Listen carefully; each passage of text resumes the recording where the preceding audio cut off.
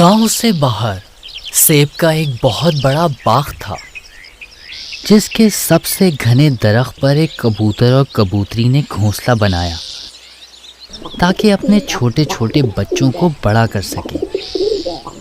کبوتر کبوتری دونوں جاتے اور دانہ دن کر لاتے اور بچوں کو کھلاتے۔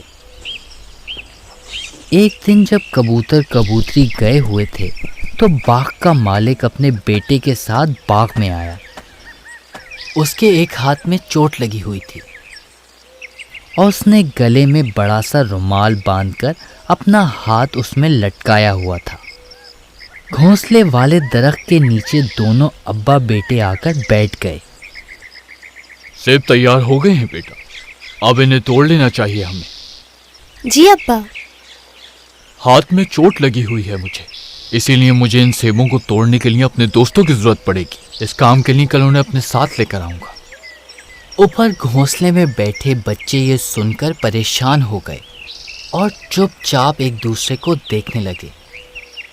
شام کو جب کبوتر اور کبوتری واپس آئے تو بچوں نے ساری بات بتائی۔ کبوتری نے اطمینان سے بچوں کو کھانا کھلایا اور کہا، فکر نہیں کرو، کل کوئی نہیں آئے گا۔ صبح کا سورج نکلا تو کبوتر اور کبوتری مزے سے بچوں کو چھوڑ کر کھانا لینے چلے گئے۔ بچے سارا دن انتظار کرتے رہے مگر کوئی سیب توڑنے نہیں آیا۔ کئی دن گزر گئے اور بچے بھی ذرا بڑے ہو گئے۔ باغ کا مالک اپنے بیٹے کے ساتھ پھر آیا۔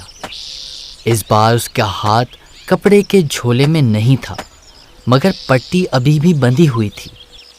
مالک اپنے بیٹے کے ساتھ اسی درخت کے نیچے بیٹھ کر کہنے لگا، پچھلی بار میرے دوست اپنے کاموں میں بہت مصروف تھے، اسی وجہ سے نہیں آ پائے، لیکن اس بار وعدہ کیا ہے انہوں نے مجھ سے کہ سیب توڑنے میں وہ میری ضرور مدد کریں گے اور اپنا وعدہ پورا کریں گے۔ پکا وعدہ کیا ہے؟ ہاں بالکل۔ گھونسلے میں یہ بات سن کر کبوتر کے بچے پھر پریشان ہو گئے۔ جب کبوتر کبوتری واپس آئے تو بچوں نے ساری بات بتائی۔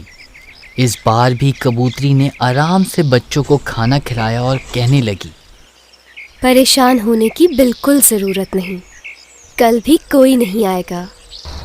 اور یہی ہوا۔ دوسرے دن بھی کوئی نہیں آیا بلکہ کئی دن گزر گئے اور کوئی نہیں آیا۔ اب سیب اتنے پک گئے تھے کہ گرنے لگے تھے۔ کبوتر کے بچے بھی بڑے ہو گئے تھے اور گھونسلے سے باہر نکلنے لگے تھے۔ کبوتر کے بچے گھونسلے سے نکل کر شاخ پر بیٹھے تھے اور انہوں نے دیکھا کہ باغ کا مالک اور اس کا بیٹا باتیں کرتے ہوئے آ رہے ہیں۔ میں جن کو دوست سمجھتا تھا وہ وقت پر بالکل بھی میرے کام نہیں آئے اور اپنے وعدے کی پاسداری بھی نہیں کی۔ ابا پھر اب ہمیں کیا کرنا چاہیے؟ میرا ہاتھ اب کافی ٹھیک ہو چکا ہے بیٹا، اور سیب بھی ضائع ہو رہے ہیں۔